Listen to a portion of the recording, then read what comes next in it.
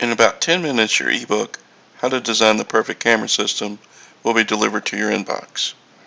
But before you go check your email, please listen carefully for the next few minutes, because I want to highlight a few key points in the guide. In the guide, I mentioned the importance of designing a camera system around the number and types of cameras you need versus the number of cameras that you want. The whole reason to have a camera system in the first place is to make sure that when the time comes, you'll have the prosecutable evidence you need. There'd be nothing worse than watching a crime happen right in front of you without being able to do anything about it. So pay close attention to the examples I give, because they're going to help you determine the types of cameras, the number of cameras, and the locations that you need to put those cameras in. The next thing I want to cover is I want to make sure that you don't get stuck with a mindset that you need to buy a one-size-fits-all camera system from one of the big box stores. The price is going to be appealing, but again, it's all going to come down to whether you can use that video evidence in court. You'd be surprised how good those cameras appear in the near-perfect store environment versus how bad they perform in the real world. One of the biggest mistakes you can make is letting your budget dictate your long-term goals. What I mean is, you may need 4 to 16 cameras, but right now you can only afford 4 really good cameras. Now, you could buy a complete 4-camera system, but the problem is that you won't be able to expand it in the future. Instead, what I recommend is that you spend a little more up front for a 16-camera digital recording system, or a DVR, and the 4 really good cameras that you can afford right now. Then keep expanding the number of cameras that you buy as your budget allows. Once you've read and really studied the guide, it'll be time to install your camera system. Now, while I've given you a lot of gold nuggets to save you a boatload of money on your equipment, you're still going to need things like wire, installation tools, and troubleshooting equipment. Even the most seasoned camera installer will run into problems when installing a system.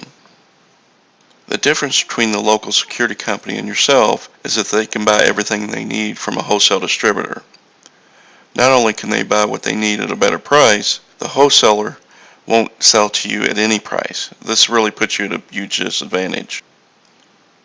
To help you overcome this problem, I did some research for you, and I found a well-known store that's located in just about every city in the United States. You can purchase just about everything you need from this source, and best of all, you may be able to get a $1,000 gift card towards that purchase.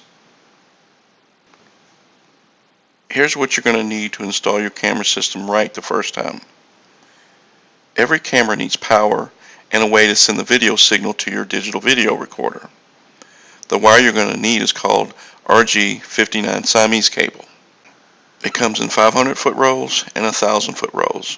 Now, what makes this wire a little bit different is that it combines the video cable along with the power for each camera. So rather than running 2 separate wires for each camera, now you can run this one. All you have to do is separate them and then terminate them accordingly. In order to run a wire through a wall and up into the ceiling, you're going to need a specialized drill bit. The one I recommend is 6 foot long, and it's about a 3/8 inch in diameter. It has a small hole on each end, and all you have to do is just strip out one of the power wires and attach it to the bit. This will keep you from making a lot of extra trips up and down into the attic. You might have seen an electrician use a metal fish tape to pull wire through conduit. Although I keep one handy, what I find is that it's difficult to use in an open ceiling or a drop ceiling. Instead, what you would use is a flexible glow rod, which would come in 6-foot sections. You attach your wire to the end of it and then add additional sections as you need them. For example, if you were going to run a wire across a drop ceiling, instead of pulling out a ceiling tile every few feet, you could put 3 rods together and then go about every 18 feet. Occasionally, you'll run into situations where you can't reach a wire to pull it through an opening or through a soffit.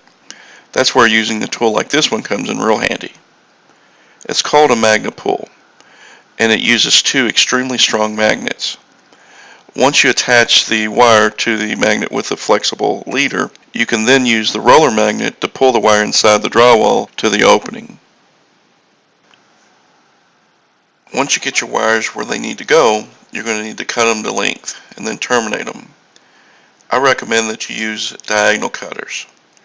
They're very easy to use, and then once you cut the wire, you can use the wire strippers to prepare your power wires for termination.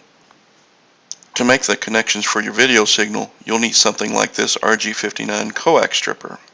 You just place the wire on the small end of the tool and then put your finger on the other end of the tool and spin it around the wire, and that will leave enough for you to connect what's called a BNC connector.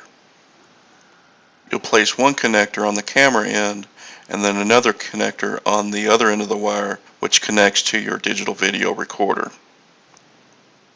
There are two main types of BNC connectors.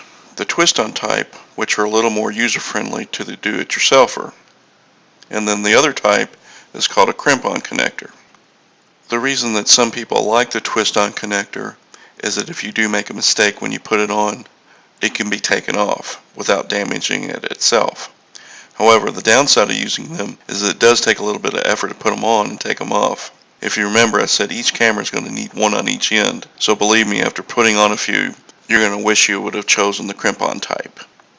I'm going to assume that you're going to heed my advice and use on the crimp-on type BNCs. What you're going to have is two choices here. You're going to have the choice of a manual crimper and a ratcheting type crimper.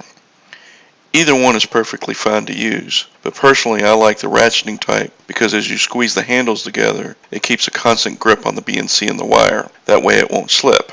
And then once you get to the correct diameter, the tool will release itself. As I said earlier, even the most experienced camera installer will run into problems when installing a camera system. The most common issue that you run into is that you don't have a video signal. The first thing that you'll want to do is to make sure the camera has power, and what you use is a voltage meter or a continuity tester.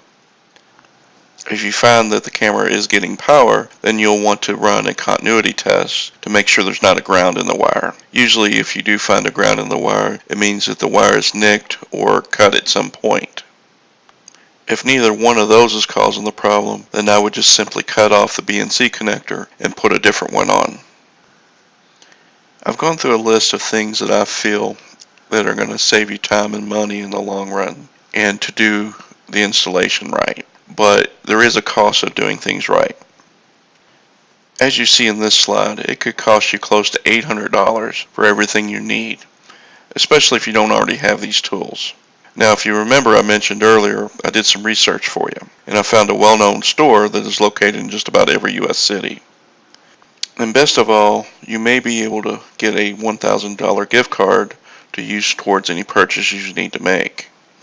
So what is this source? It's Home Depot, believe it or not. Right below this video, you'll see an image of the Home Depot gift card. All you have to do is just click on it, and it'll take you to the page where you can find out more information about the gift card itself. Well, that's it for now. I hope you've enjoyed this information from the video as well as the guide itself so that you can truly put together a perfect camera system.